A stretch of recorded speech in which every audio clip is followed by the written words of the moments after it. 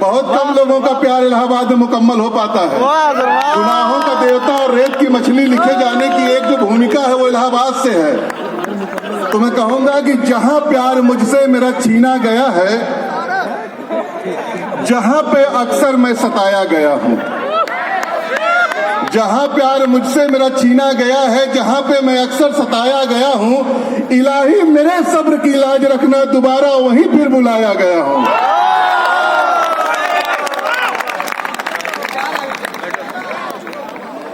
और मैं उम्मीद करूंगा कि इसको आप लोग भी याद रखेंगे।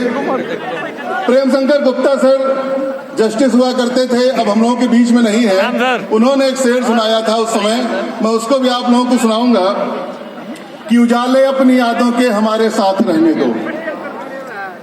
इसी कार्यक्रम के समय हम लोगों ने ग्रुप में देखा कि हमारे 3 सीनियर दिवंगत हो गए। मैं उनको श्रद्धांजलि भी इस मंच से देता हूं कि उजाले अपनी यादों के हमारे साथ रहने दो, न जाने किस गली में जिंदगी की शाम हो जाए। उमाशंकर सर के आने की भूमिका तैयार हो रही है और मैं अपने इन उत्साही बच्चों को, उत्साही छात्रों को, उत्साही अनुजों को जब देखता हूं, 3 वर्ष के अनुजों ने जितना बढ़िया प्रोग्राम ऑर्गेनाइज किया है, मैं आप सबको बहुत बहुत धन्यवाद, बहुत बहुत बधाई देता हूं।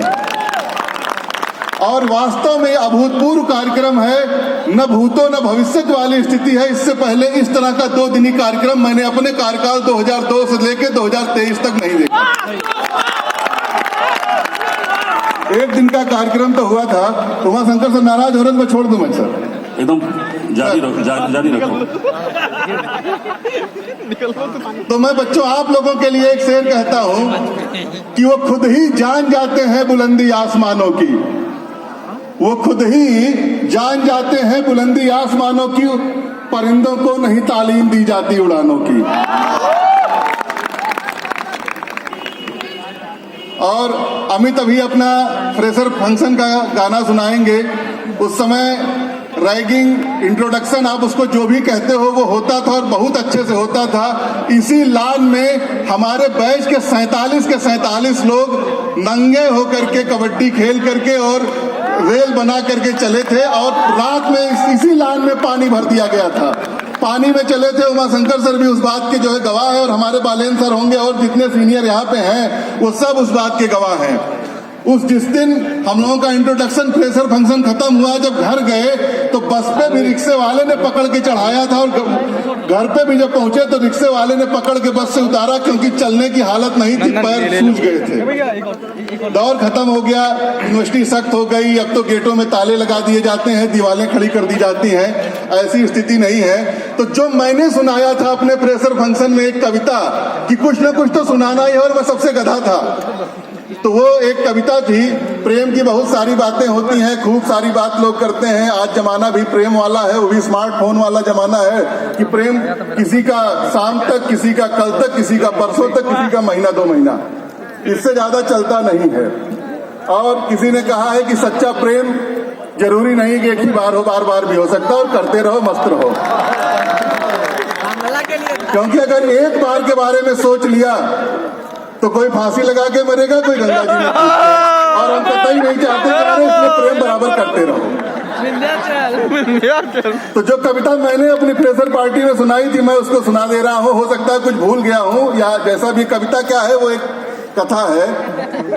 हो सकता है मेरे कुछ सीनियर कहेंगे कि साले जब मिलते हो यही एक कविता सुनाते हो, भोसड़ी के आज तक दूसरी क्यों नहीं सीख पाए, लेकिन हम नहीं सीख पाए और सीखना भी नहीं चाहते। तो बस 2 मिनट लूंगा सर।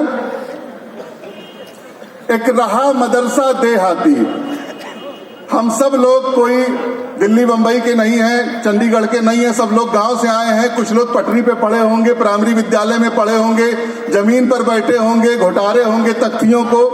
स्लेट और तख्ती के बीच की कड़ी हम लोग थे, स्लेट भी इस्तेमाल किए, तख्ती भी इस्तेमाल किए।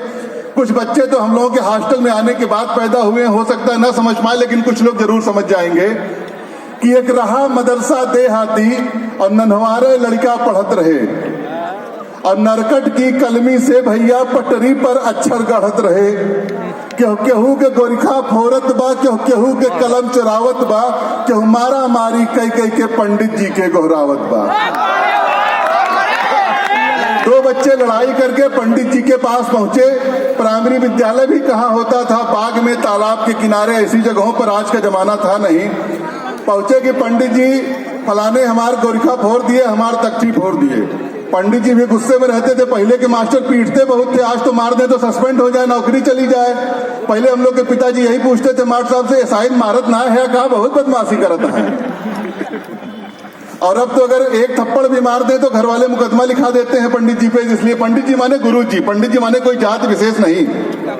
तो पंडित जी के पास जब शिकायत पहुंची तो उनको बहुत क्रोध आया। तो उन्होंने गुस्से में कहा कि कितने लड़कन के पीट पीट बचवा हम बनई दिहा में नहीं, कितने गदहन के पीट पीट बचवा हम बनई दिहा में नहीं, अब की तो का वैसे पीटत जैसे पीटल जात है सनई। सनई कितने लोग जानते हैं, जिससे रस्सी बनती थी। तो जब पंडित जी ने कहा कि कितने गदहन के पीट पीट बचवा हम बनई दिहा में नहीं, अब की तोहका वैसे पीटब जैसे पीटल जात है सनई, तो बगल में तालाब था, तालाब में एक धोबी कपड़ा धुल रहा था। तो जब उसने सुना कि पंडित जी इतने काबिल आदमी हैं कि गधों को आदमी बना देते हैं, तो उसको लगा कि पंडित जी से मिलके अपना एक तो गधवा आदमी बनवा लेता हूं, मेरी मदद हो जाएगी। तो वो पहुंच गया पंडित जी के पास कि गुरुजी जौन कहो तौन देख लगी, हमारे एक गधा आदमी बनाई दो। तो पंडित जी समझाए करे गधों को आदमी नहीं बनाते हैं, बच्चों को जो है पीटने का। नहीं पंडित जी, तो कहो हमारे गधा आदमी बनाए दो, पीछे पड़ गया। तो पंडित जी को लगा कि अब इसको टरकाने के लिए कुछ बात कर देते हैं। तो पंडित जी ने कहा कि 10 रुपया फीस लगी बच्चा, और आई थोड़ी कठिनाई, 2 महीना के अंदर रे धोबी तो गधा मनई हो जाए। पंडित जी को लगा टरकाओ 2 महीना, 10 रुपया मांगेंगे तो धोबी भाग जाएगा, लेकिन धोबी भी निकट जिद्दी था। वो अपना एक गधा और 10 रुपया लेके पंडित जी के पास पहुंचा कि पंडित जी लो गधा 10 रुपया। पंडित जी 10 रुपया जेब में रखे, शाम को पंडिताइन का ले गए मीठा और गधा दिए भेज 5 रुपए में। 2 महीने के बाद 2 महीना बीत गया, पंडित जी भूल गए। धोबी पहुंचा, पंडित जी हमार मनैवा कहीं कैसन मनई, कहीं 10 रुपया दिया रहा, गधा दिया रहा, ओका मनई बनावे करान, हमार गधा हमका दो। तो पंडित जी थे। पंडित जी को लगा इसको फिर टरका देते हैं। तो पंडित जी ने कहा कि तुम्हारा गधवा तो बहुत काबिल था, वो तो जज हो गया, जो भी मेरे सीनियर जज होंगे बुरा नहीं मानेंगे, वो तो जज हो गया, जाओ वहां हाई कोर्ट में मिलेगा। तो कहा हम चिन्हब कैसे? तो बोला कि हम का चिन्हब कैसे किए, हमार जज है। तो कहे जाओ, और पंडित जी ने पहचान क्या बताई कि सूट बूट पहने होई, गटई में परल होई पगहा, देखते बचऊ चीन लिहा, यह हवा हमार गधा।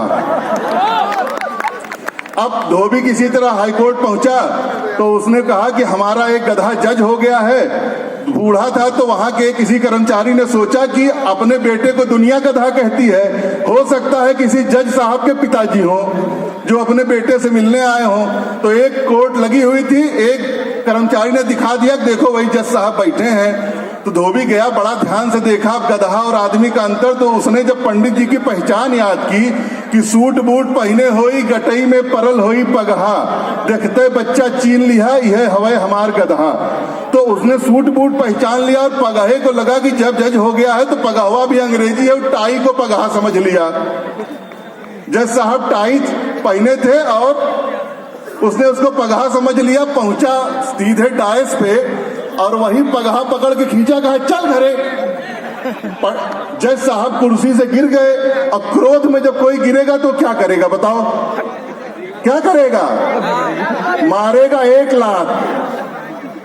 तो जज साहब ने धोबिया को मारा 1 लाख। तो धोबिया क्या कहता है, कुल आदत तो हरी छूट गई, लाते के मारल छुटल नहीं, अब की लई चल के पानी देव, जब धुने लगब तब सुनब नहीं।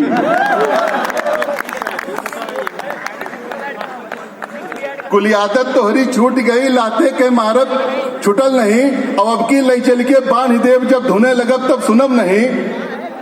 अचानक से जज साहब के ऊपर जब हमला हुआ तो पुलिस आ गई, ले जाकर के बंद कर दिया धोबी को।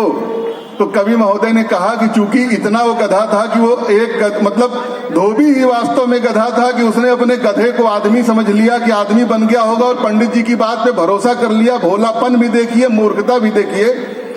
तो अंतिम बात उन्होंने कहा कि ऐसन बदला फैशन बदला, सारी हालत बदल गई। ऐसन बदला फैशन बदला, सारी हालत बदल गई। लंठों की लंठई नहीं गई, लंठों की लंठई नहीं गई। ये कविता सुनाने की जो अंतिम वजह थी, अच्छी लगी बुरी लगी मुझे नहीं पता, आपको सुनना तो पड़ा। क्योंकि मेरा जो नामकरण हुआ, जो मेरे बैच वालों ने किया, बहुत सारे लोग अपना नामकरण बनाने में शर्म करते होंगे, वो भी लंठ ही था। मैं जब तक हॉस्टल में रहा, मेरे बैच वाले मुझे लंठ ही कहते थे। तो या तो वो धोबी मैं हूँ या तो वो गधा मैं हूँ। बहुत बहुत धन्यवाद। बहुत बढ़िया सर। सर ने हॉलैंड